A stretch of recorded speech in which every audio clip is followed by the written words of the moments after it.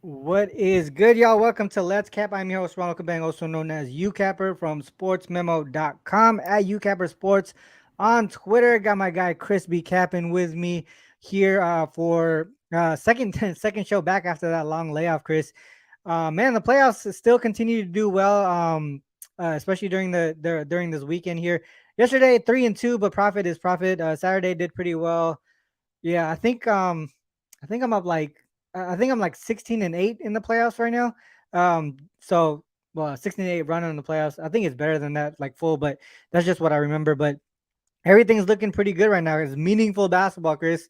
This is when we know how players and teams are going to come into each game, and obviously the regular season was a little bit different this season. I think motivation wise and how they schedule everything has been different from past seasons, but playoffs is where it's at, Chris. How's everything going with you? Yeah, everything's going good. I see. It wasn't too great of a weekend for me. Like I told you before we started, I did jump on the overs for Brooklyn and Philly on Saturday. That didn't work out well at all. No Yeah, Joel yeah, Embiid. yeah. I thought it'd be a little bit more pace.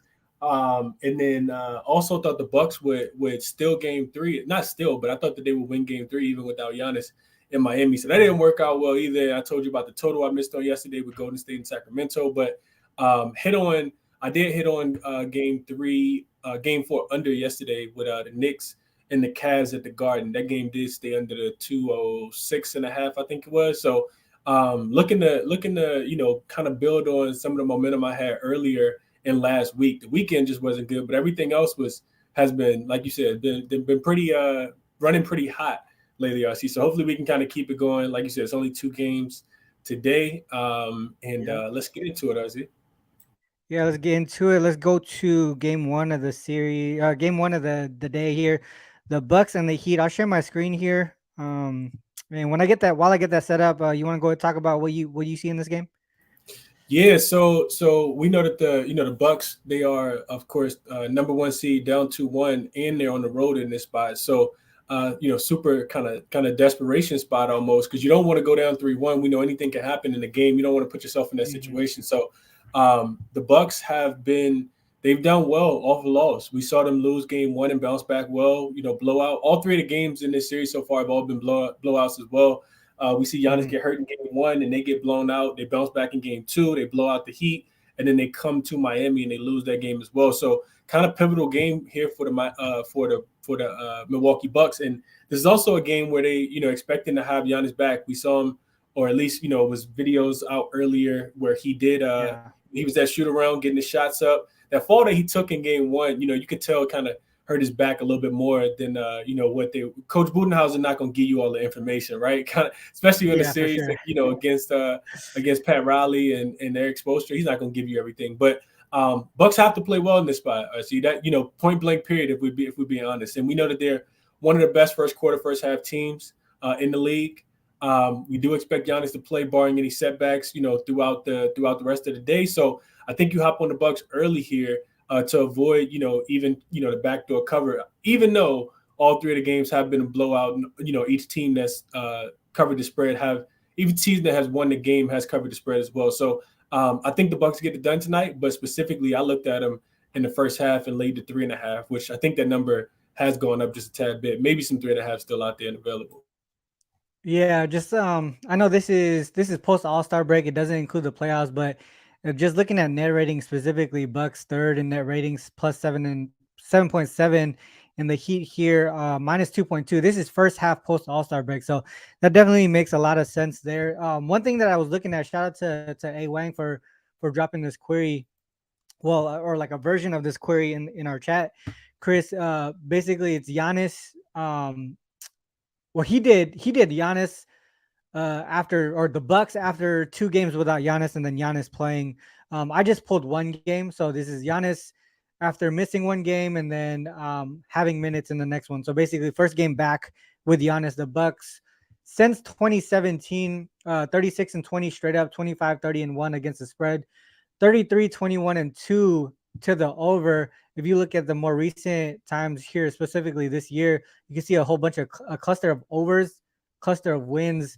But one thing that I wanted to look at specifically I wanted to like kind of, you know how we do, like we take a big thing and then drill down on it, right?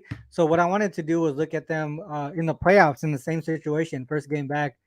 So put in the playoffs there, 4-3 straight up, 2-5 against the spread, 3-4, 4-3 to the under, right, for the most part. But again, I wanted to drill down and see what about in a motivational spot when they're behind in a series, right? So what I did was add series wins less than series wins, no games at all. So they've never been in a situation where Giannis had to come back with adversity. You know what I mean? So I think for the most part, you could see, obviously the Bucks do well offensively coming back with Giannis after an injury, but for the most part, I think the motivation here on this side would obviously be on the Buck side, being down 2-1 against a Heat team who I feel like, I think you touched on this, is kind of playing a little bit better than they really are. If you look at their offensive rating throughout the season, they've consistently been bottom 10 in the league in offensive rating for the most part. And they shot lights out in game 3 here, and they don't have Tyler Hero. I expect them to have like a big letdown game. And then another thing to mention too. So if we look at, I'll bring this zoom in a little bit, but what I did was look at the Bucks this season. So we go Bucks defensive rating with and without Giannis. On the road specifically, with and without Giannis, their defensive rating is about 3 points better. So we expect not only a letdown spot on the Miami side, but also better defense coming from the Bucks side, right? On the road specifically with Giannis coming back. The other thing too, because I like the Bucks here. Obviously, the line has moved a little bit with the news that he's going to be able to play. I don't know. Did you hear anything as far as limited minutes, Chris? Nothing at all. I think, yeah. I won't say too much, but no, I didn't hear anything else about that. It sounds like if he's in there, he should be available. But minutes, I didn't see anything about minutes at all. I see. Gotcha. So I do like the Bucks here. I know you mentioned like the first half specifically, but I like I took it at 5.5. I think it was last night, 5.5 last night. It has come up to like 7.5, and I actually see some one book on. I was looking at the Wager Talk odd screen. One book already has them at 8 here, Heritage, but majority 7.5. You have WinBet kind of juiced on the 7.5. So a lot of things are still pointing towards possibly the line moving more towards the Buck side. I don't know if I can say that I can confidently bet the 7.5 or 8. But I did take the 5.5. I'll say that for sure. One reason why I like the other, another reason why I like the under, not only because the Bucks coming back with Giannis and playing better defense on the road specifically with him, but this year is a trend that I've seen. So we have playoffs. The seed is less than the OC. So basically, the better seed is down in the series, and then we're looking at road favorite in the situation. So 1-2 in the series, road favorite, and then the line they're favored by at least 2 points. 12-3 straight up, 8-4-3 against the spread, and then you have 13-2 to the under for and that's just the way that I see it, right? I feel like defense is going to be apparent in this one from the Bucks side for the most part. I know some guys that we trust are on the Bucks team total over, but you can see in this situation there's a bunch of team total overs here, but still the opposite side in some of these games they're going under to the point where the full game still goes under. Does that kind of make sense? Like we could see both things happening: Bucks covering the spread and winning, Bucks going over their team total, and then also the Heat going under their team total. So those are the looks that I would say in this game here. What do you think about that, Chris? And also, do you see anything from a prop side at all in this game? Yeah, I would agree. I would agree with that. I see. I think when the Bucks play well, they typically start early, right? Like Giannis and the guys. I think they just come out. I know Giannis could potentially be a bit rusty, but I Yeah, expect some aggression. I expect some aggression from like you said, some of the 3 point shooting for the Miami Heat. They've been extremely yeah, for inconsistent from the sure. 3 point line. And then the other thing I think, just from an X's and O's perspective, I think Budenhauser is a pretty good coach, and being able to bounce back and come up with different defensive schemes. He has to figure out something to do with Brook Lopez and then playing that drop coverage. So Yeah. that's one of the reasons they've been able to hit all those threes, especially when you bring Kevin Love in, who's been effective in this series, although he hasn't been throughout the second half of the season since he's kind of gone over there. But I like the Bucks early in this one, RC, and I do think that there's potential for them to win this game cover, and then the Heat to still not get to their team total, because one thing we know about the Bucks too, RC, I don't know if you brought this up or not, but well, as fast as they play at home and the overs come in at home, they typically go under on the road. So I think we see a big defensive effort, and they should be able to limit this Miami Heat team, even though they are on the road in a desperation spot. Could be a Mm. little bit of complacency for the Miami Heat in this one, RC.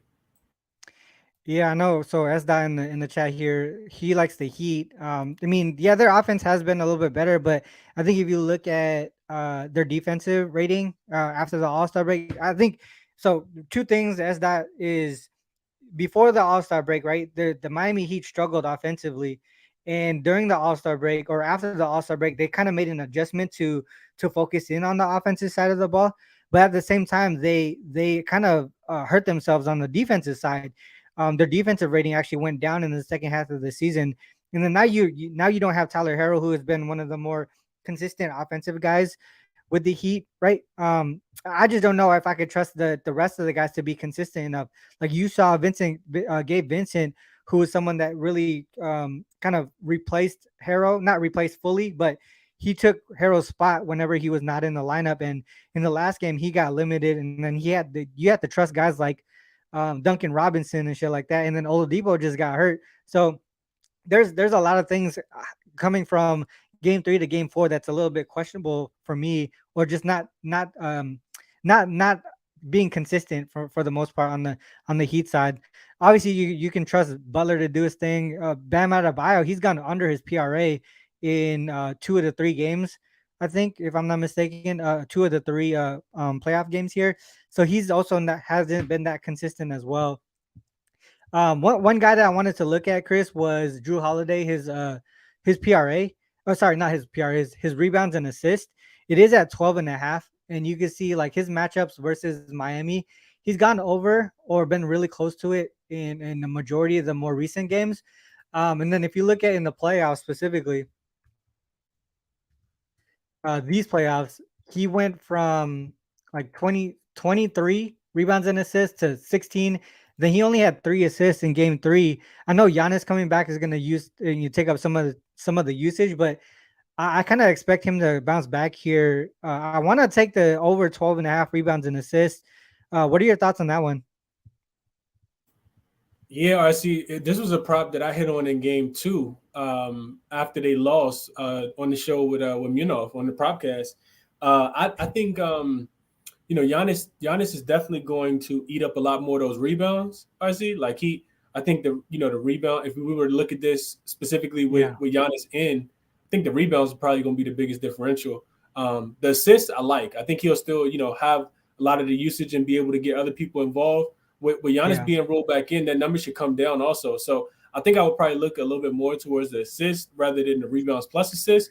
But he's a yeah. Swiss Army knife. I see. I couldn't talk you off, any of it. I think that he's gonna have a big game today, especially kind of, with his back up against the wall. I think the Bucks come out here, treat this game like a game 7, honestly. You would think that their rotation would be a lot tighter in this game here, right? Wouldn't you expect that? The other Agreed. thing Absolutely. to yeah, for sure. Like I mean, obviously he's been in the mid 30s here.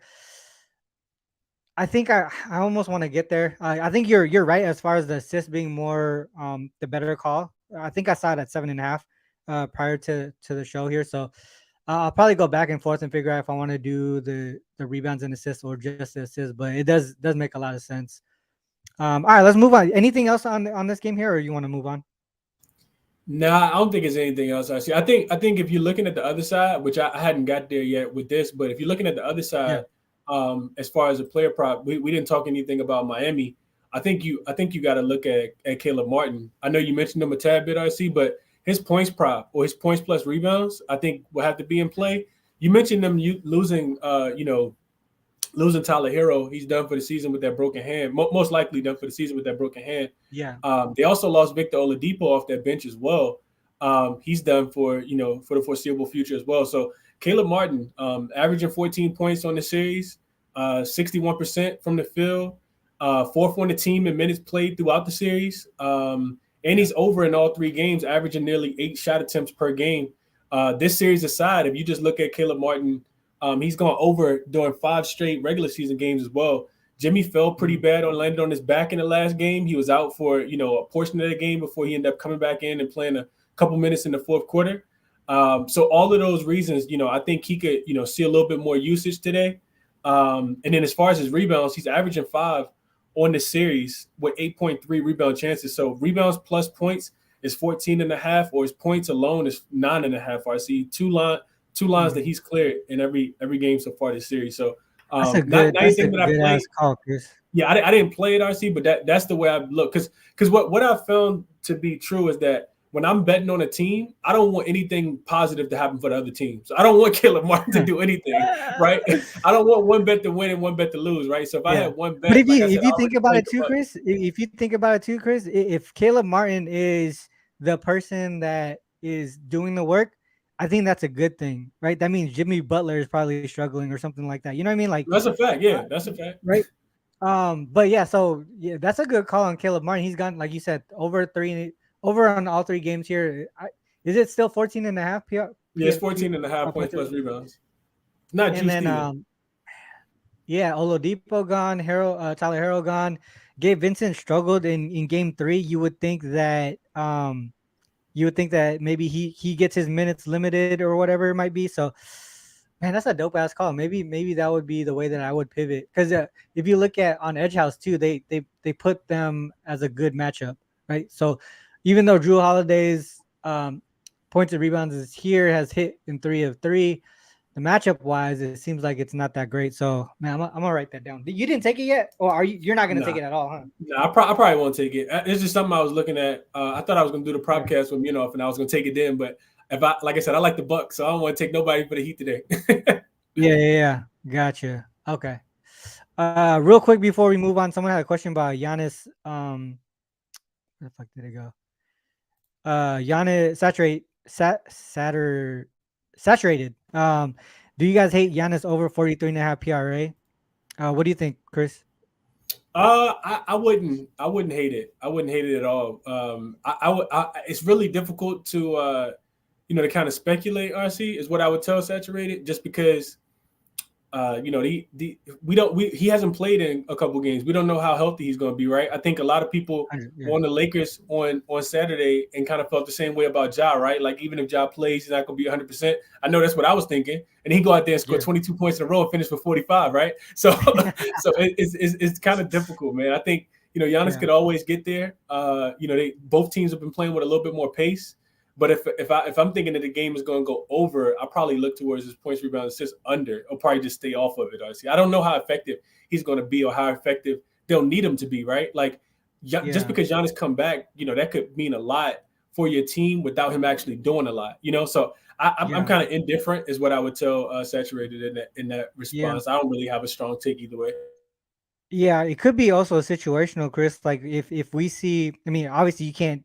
I don't know if you could do live props, but for the most part, if you think the Bucks are going to cover and win by margin, it might be a situation where they give Giannis some rest in that second half for the most part, right? So that would say go to the under. But if you think Miami stays close, he's probably gonna try and push through this injury and play heavy minutes, right? Like we talked about, heavy short rotation in this game that is very important, right? It could be a make or break game for these guys here.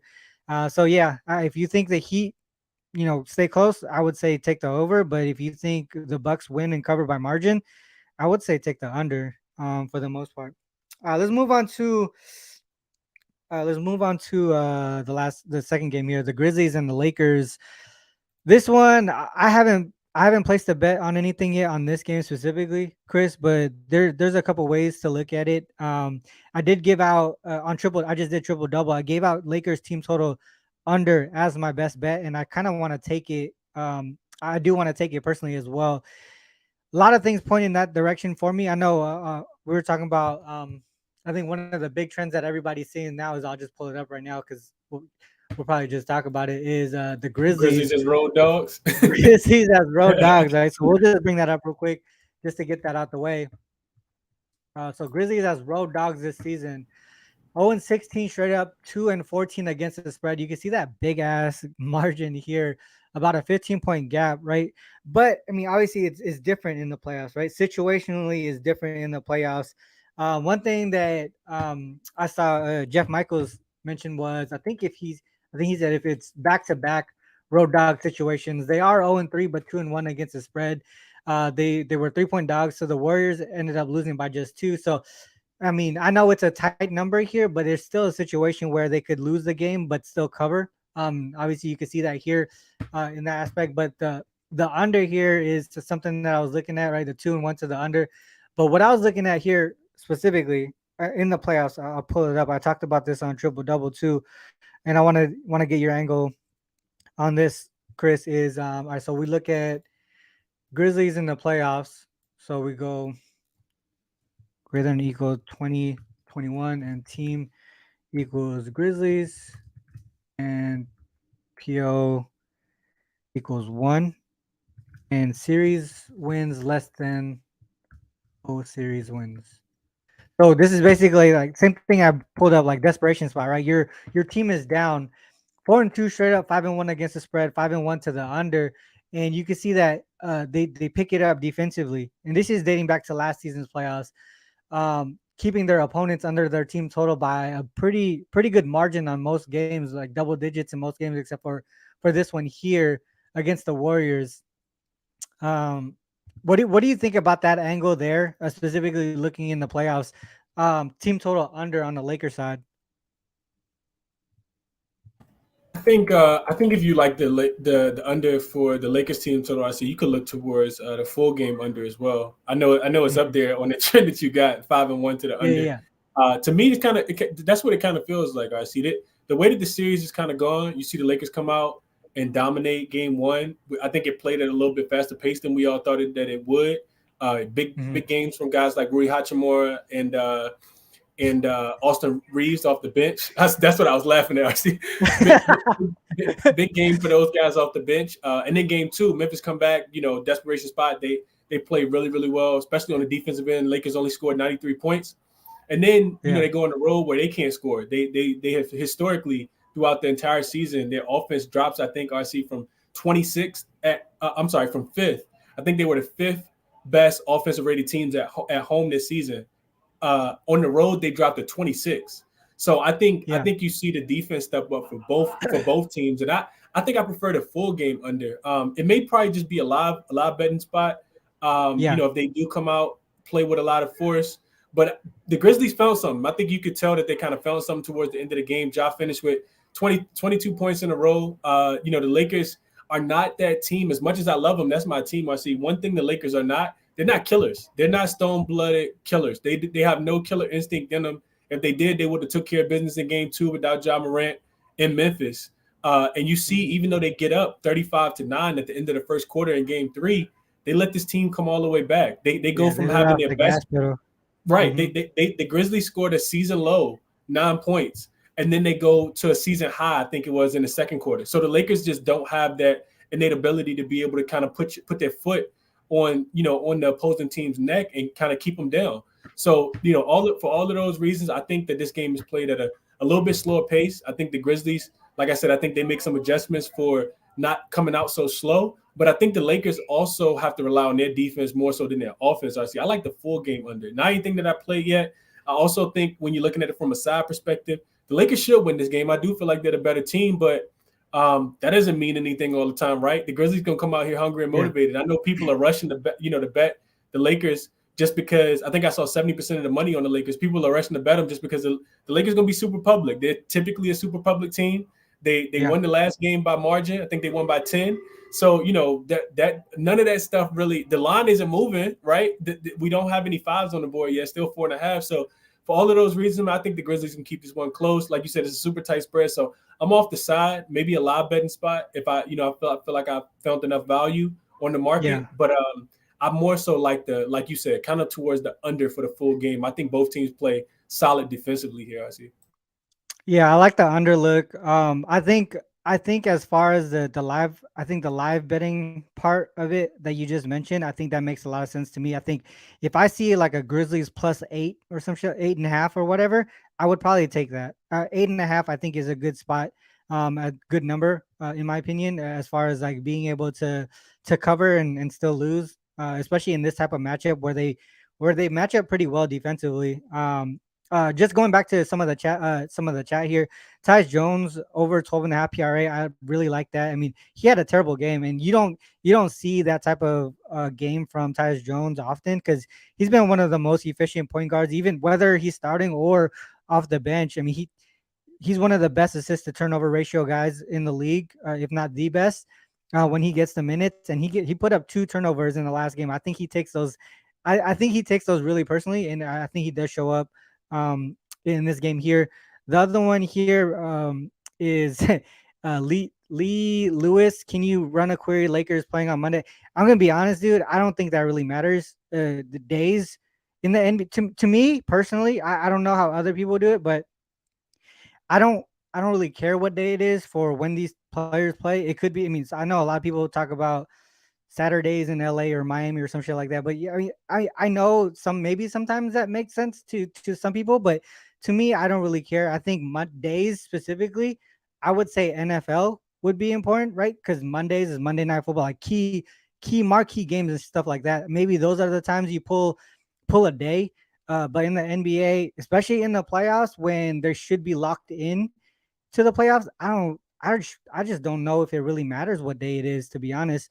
I think it's just matchup and perspective. But the other one, the other one was I think it was S dot, maybe S dot. Oh, Alfonso, 9 point first quarter for the Grizzlies. I just noticed that we can pull those quarter scores, so I'm gonna try and figure that out. And So RC, let's go real quick, to yeah, go real quick, ahead. why you talking about the quarters, RC? If you look at EV analytics, and you just kind of go through some of the some of the last 10 first quarters for the Lakers and the Grizzlies, the Lakers have historically, well, I won't say historically, I'll say after the All-Star break with Braun back in, AD back in, they haven't been the best first quarter team. They actually came into last game, I think, a -23 in the first half against this same team.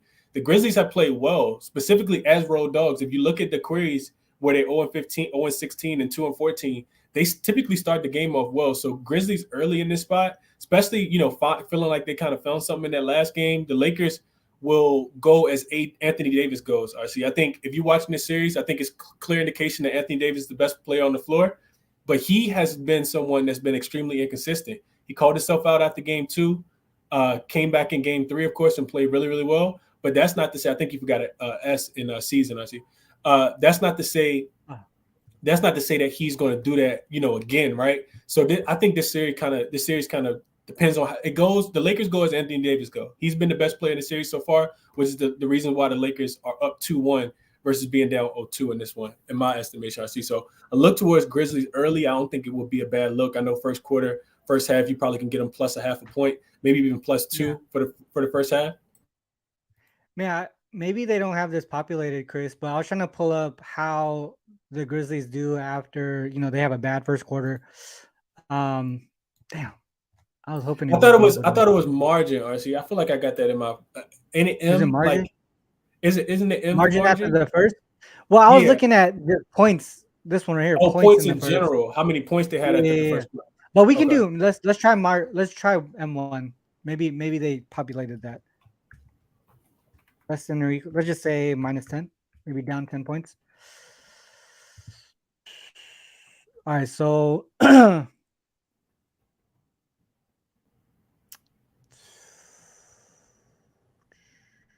right, so first quarter. Damn, their fourth quarter sucks. It's like they Yeah, put a they're lot of four energy. It's like they put up a lot of energy to come to back, get make it up close. early. Yeah. hmm Which is typical, though. I think, Uh, RC. Don't you? I think if you took the Grizzlies out and you look at any team, it probably favor that same situation. Just because you, like you uh, said, you use so much energy in the first, that you kind of run out late in the game. yeah. All right, let's look at this. Playoffs equals, so in the playoffs, and we'll say seed is less than O seed. So basically, the team with the team with a better record was down in the first quarter in the previous game by at least 10 points,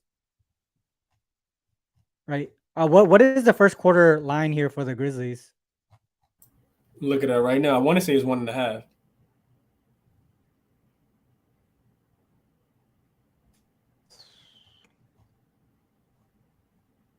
So just historically, let's pull up more recent years. Let's just say 2016. There's a lot of games in 2016.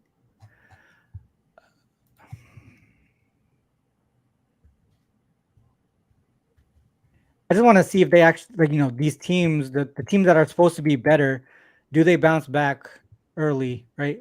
For the most part, it just historically it says no. It also says it's over, but these totals are hella low, and it doesn't Right. happen often. What about if it's round one specifically, I see?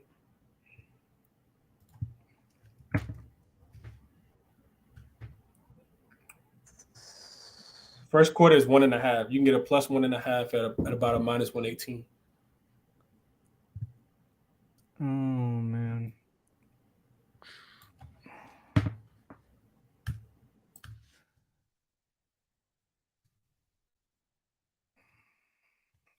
it's tough. I guess it's not super significant. I mean, 6-19 straight up. So this took out the seed. So it's basically in the playoffs in round one as a road dog, and you lost the first quarter in the previous game by at least 10 points. They getting smashed. Yeah. Did you look at this from the perspective I see of not the quarter, but did you look at the game from perspective of a 7 seed as a home favorite laying more than 4 points in a game four? Is the So round one? Yeah, I would just say I don't think you got to put around one. Just 7 seeds in general, because I think it's pretty rare, right? 7 seed coming off a home win, and then you're laying 4 points. Because if you're a 7 seed, you're playing against the second seed. Yeah.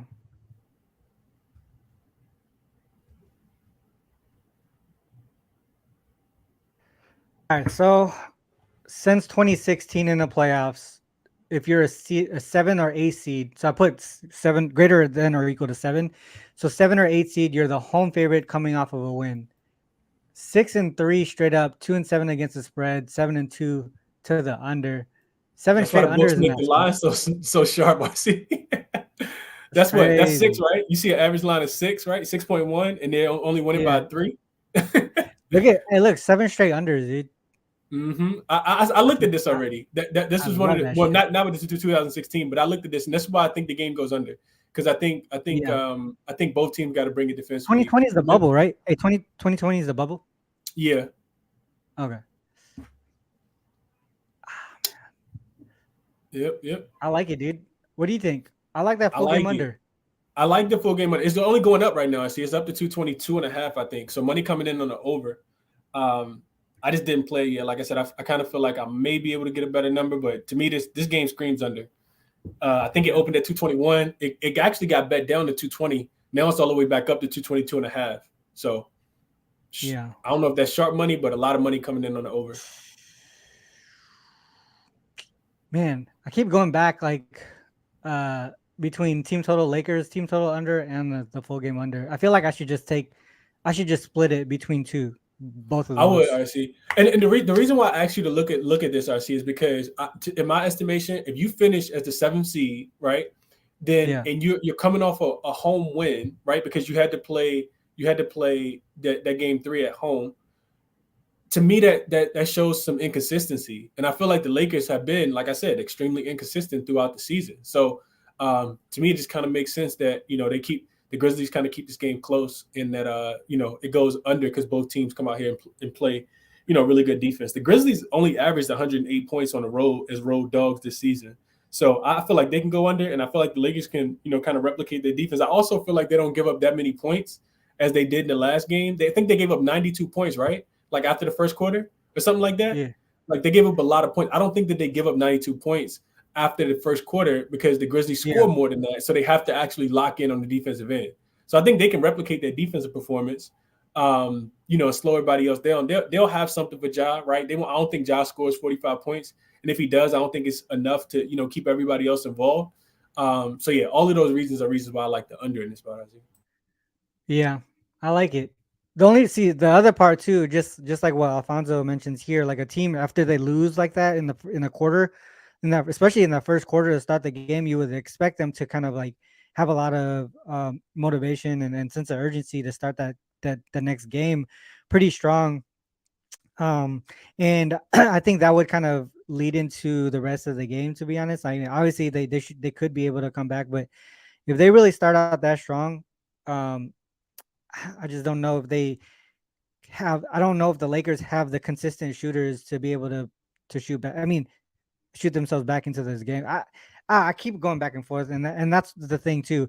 The Lakers team total under, right? If the Grizzlies go up, they force the Lakers to shoot. They're not a consistent 3 point shooting team. That would mean that they're forcing shots that they're missing, and their team total goes under. It kind of just like all correlates. That's kind of like the game flow wise, as far as that goes, and so that's probably what I'm gonna do. I'm gonna split it. I'm gonna split the unit between the full game and the team total under for the Lakers. Anything from a prop perspective? On the triple double, I did talk about Rui. Obviously he started off the series pretty hot in game one, but his PRA has come down. Like PRA combined has come down every single game since then. Do you think it's finally time to go under his PRA, or are you looking at anything else from a prop perspective? So I'll start with Rui first. RC, I think Rui. I was actually thinking Rui could go under in Game 3, but Uh, the Lakers can continue to play through AD and play through LeBron, and those yeah, guys are so unselfish right now. RC, that it's really hard for me to see a guy like Rui Hachimura not getting his attempts right. If you just look at his yeah, field goal attempts, like he's going to get his shots because Dylan Brooks' job is to, slow down LeBron, and Jared Jackson Jr. has been playing a little bit more on Anthony Davis, right? So the yeah. Lakers have been doing a good job of using their other role players. Actually, if you type in um, Los Angeles Laker players averages for the playoffs this season, then it brings up the box. It'll bring up every team, every player's kind of averages throughout the season, throughout this series. And you can see that they're using a lot of those other guys, right? You go through and look at that. D'Angelo Russell averaging 13.7. Who else? Austin Reeves averaging 16. So I just think that the Lakers have like that. That's the part that kind of scares me because AD and LeBron aren't dominating, from a field goal perspective. Like they're not shooting the ball that many times. They're also not forcing it, and those other guys are stepping up. And I do think that the role players continue to play well at home. That's what kind of scares me off taking Rui Hachimura under. I Hmm. actually lean towards Austin Reeves to go over RC. He's at 22 and a half. And I think that he's the guy that's, probably going to take a step up in this game with LeBron and AD demanding so much attention again. You look at his minutes. His minutes are right there. What do you see for his minutes, RC? 34. So that, 34. that that Yeah, tells third, me that's third third highest. on the team, right? That tells me that Coach Ham trusts him. He's averaging 16, 4.3, and 3 assists, shooting 51% in the series as well. And I think the Grizzlies continue to focus on AD and Bron. And the role players Hmm. continue to play well, especially at home. Reeves has stepped up all series, and I think he could be the guy that could potentially go over his points, rebounds, and assists. But again, RC, I like the under, so I don't want to take anybody points, rebounds, and assists over. I don't want no overs. Yeah. All right. So going back to Rui real quick. So I noticed that I think you make a good point of the unselfishness for the other guys, giving him a lot of opportunity. So I know I mentioned like his under PRA, but I also saw his 3 point prop at 1.5. I don't know what if it's probably juiced, to be honest. It probably is juiced. But he's hit that in all three games so far in this series. What are your thoughts on that one? I feel like that should be opportunity. He's probably going to be there, right? I know he only shot two, but they didn't really need him to play heavy minutes, right? Because they were dominating for a majority of that game. Um, what do you think? Yeah, I think the opportunity will still be there. I see this dude's on fire. I expected him to play well in LA, but not as well as he did in Memphis. So I think the opportunities will be there. You do see the 3 point attempts come down a little bit. Because I Yeah. lean towards the under. Maybe he just has an off night shooting, but I don't think it's enough for me to want to put my put my money on it with the way he's been shooting throughout this series. Yeah. And real quick, Mitch said Reeves PRA of points. I like his PRA, Mitch, just because he's a Swiss Army knife for the Lakers. If you go through and look at his numbers, like I say, he's averaging 4.7 rebounds and 3 assists as well. So I think he continues to fill it up with the minutes and the minutes that he's playing, and the trust that Coach Ham has given them throughout the entirety of the season. Dude's averaging the third most minutes behind LeBron and AD. So I like him to be able to play make. I like him to be able to rebound. We know that he gets to the free throw line. So, I would look at his whole PRA over Mitch, more so than his PRA, is what I would think in that regard. And Hachimura has been on fire. He's really been on fire. See, I know that's your guy. He's my guy too. So I don't think I'll take his under. I think I'll pivot RC towards. I got two unders that I like in this game, and I don't want to go too long, Yeah. but I'm looking at D'Angelo Russell. His under 16 and a half points. I don't know if you looked at that one, RC. This dude's been a Under seesaw. 16.5. Actually, Yeah, just because we were talking about Rui, I know I have a Rui rookie card here, like sitting. send I it to know me, it's here RC, somewhere, right but I now. was just gonna look at it. All right. So you said D'Angelo. Yeah, so D'Angelo, dude's been seesawing back and forth throughout the entirety of this series. I don't like his shot. I don't like the shots that he's taking. He's one of those boom or bust type players. So you see, he go over in the first game, under in the second game, Yeah. over in the third game. So now he's probably gonna go under again. Like I said, kind of It's back and just forth. the zigzag on the Yeah, props. just zigzag on a player, right? Yeah. For the series, he's averaging 13.7 points per game, and he's only shooting 33% in those 3 games as well. He's averaging 6 assists on 12 potential assists. So I think, I was fading Spencer Dinwiddie against the Philadelphia 76ers in the first round, and I think it's a similar situation. I don't think the Lakers need D'Angelo Russell to be able to score the ball, with all those other guys out there. So I think he continues to play make for the others, but I think the Grizzlies lock in on the defensive end. You already talked about Lakers team total under. To me, that kind of correlates with D'Angelo Russell having, not the greatest shooting game. You see, he only shot 35% and 18% in the last 2 games. I think they make it tough for a guy like him, and he takes some ill-advised shots sometimes. I see, and if it becomes a defensive matchup, then he could potentially get played off the floor, and they could replace him with Dennis Schroeder as well, who is a much better defender than he is. Yeah. That makes sense to me. The whole the zigzag theory on player props. I think just psychologically, the zigzag is something that just makes a lot of sense on a lot of in a lot of aspects. Um, Can I give you one and more? even when he hit 17 points here, he still shot like crap. You know what I mean? Like He just doesn't shoot the ball well at all. What's that? That's 7 for what? 25, I see. So yeah, I mean, you got to think that the Grizzlies play much better defense. They come in locked in this game. I like his points under 16 and a half a lot, RC. It was minus 115 when I looked at it earlier. And I'll give you one more, RC. Dylan Brooks. This dude, he has some potential. He has a lot of motivation in this game, but his PRA right now is 19 and a half, RC. And of course, he got thrown out of the last game, but he's only shooting 32% from the field, averaging 11 points and 2 rebounds and 1 assist, good for 15 points, rebounds, and assists on the series. He's also shooting 25% from the 3-point line so far this series as well, and he's went under in every game. If you type in his game log, RC, versus the Lakers in general, like just look at him versus the Lakers, he's 0 for 8 to this number in 8 career games playing against the Lakers in LA. So if you look at, just type in roll beside that, RC, he's 0 and 8. He's never had, I don't want to say never, I don't like using that word, but he hasn't gone over the 19 and a half points, rebounds, and assists in any game against the Lakers throughout his career since 2017. So you like the under? What is the number? 21 and a half? 19 and a half. Oh, 19 and a half. Gotcha. Bro, he's whack. So I'm just gonna look at the chat real quick. All right, so man. All right, so real quick, Zachariah mentioned that the 1.5 threes for Rui is actually plus 140. Man, that actually looks pretty good, to be honest. Implied probability means that he probably goes under if the 1.5 is over. So yeah. Yeah. So OG with the hit the like button. Appreciate you. What do you think about Braun under threes? What is the number? Probably 2.5 if I had to guess. It's typically at 2.5. I want to say under, right? Because they did pretty well, getting to the paint in that game. Why force shooting the threes, right? I mean, just my It's thought. under 132 right now, 2.5. Yeah, he's kind of streaky. Um, Yeah. Bron could come out, hit two in the first quarter, and then hit another one late in the fourth or something like that. Yeah, I don't really like that. Yeah, Yeah, I don't Desmond trust Bain him to got to do step anything up, either, Malik. man.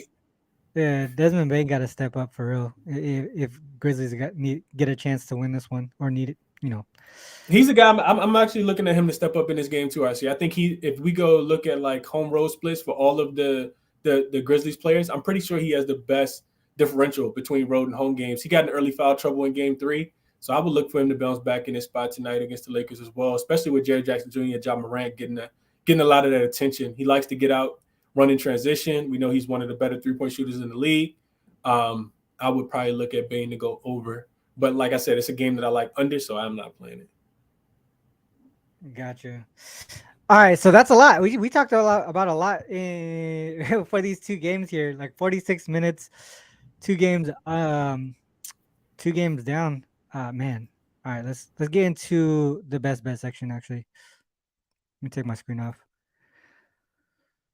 Actually, before we get into that, I think I do want to mention the NHL playoff systems. Man, it's been going back and forth, Chris. We started off the playoffs pretty hot. Then I think 3 days ago we went on a reverse sweep. Then we went 4-0 the next day, and then yesterday we went. I think it was 0-2. I believe it was 0-2 yesterday. So we got two more plays today, but overall in the playoffs we're still pretty much up a good chunk. NHL playoff system plays is Rangers and Jets. Both of those teams there. All right, On the puck line or let's the money go. line? Money line. Yeah, Money line. Okay. I tuned into Ski and Andy talking about the playoffs too. They like the Rangers in regulation. So if you don't wanna lay that big of a juice, you could do in regulation. And I don't know exactly what the line is, but I'm pretty sure it's probably like minus 120 or something like that. A lot cheaper than the minus 150 that I saw last night. Um, let's go into the best bet section or top looks. Chris, let the people know what you're on. Yeah, so only one official play for me so far today. I see it. That's the Bucks. I took them in the first half, specifically minus the 3.5. Really like the motivation / complacency here. I think with Giannis and the boys Giannis specifically back in the game. I think he changes the complexion of the series. A Yeah. lot. Hopefully he's able to go. So I laid the 3.5. Also strong leans towards the Lakers and the Grizzlies that we just spent a lot of time on. I see the under. Maybe it's something that you wait until the last minute. The public looks like it's coming in with some money towards the over, with the total going up to 222.5. So I would wait last possible minute, or at least until it starts to drop. Get the best possible number, of course, and take the under in that spot. Also, player props. I talked about Caleb Martin, his over 9.5 points, or his 14.5 points plus rebounds. I think both of those are solid looks. No Victor Oladipo, no Tyler Hero. They're still at home, so I expect the role players to play better. Jimmy Butler slipped last game, hurt his back a little bit. Not 100% sure he's going to be 100% in this game.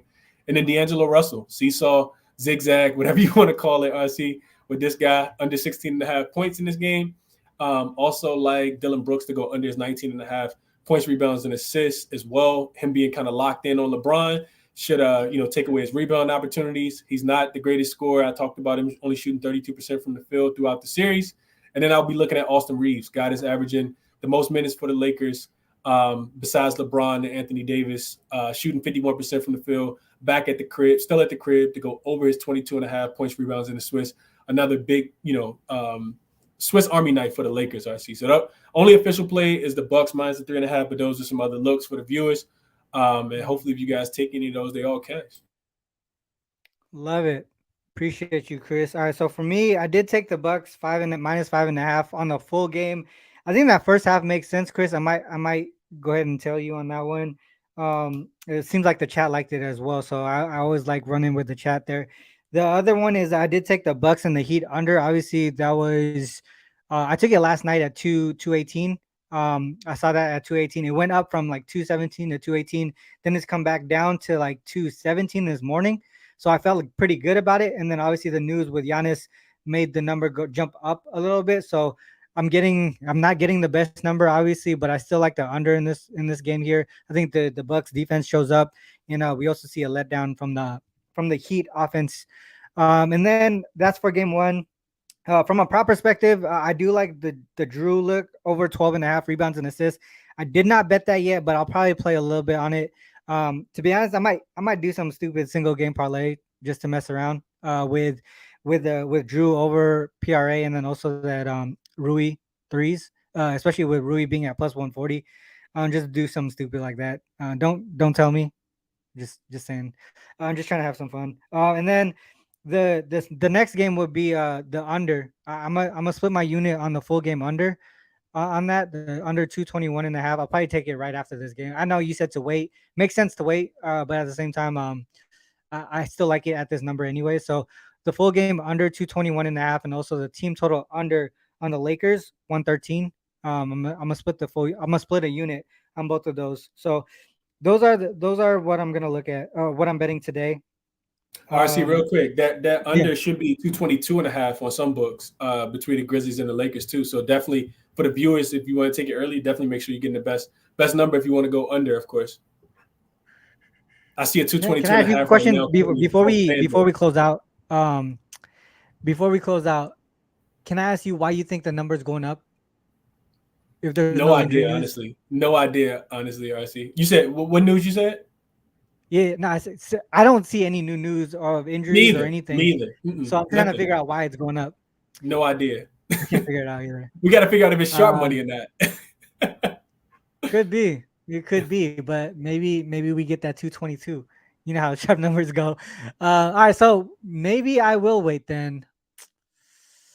Because if Circa, so I'm looking at the screen. I know you guys don't see it, but I really do. I look at these line movements, right? And we see some books at 222.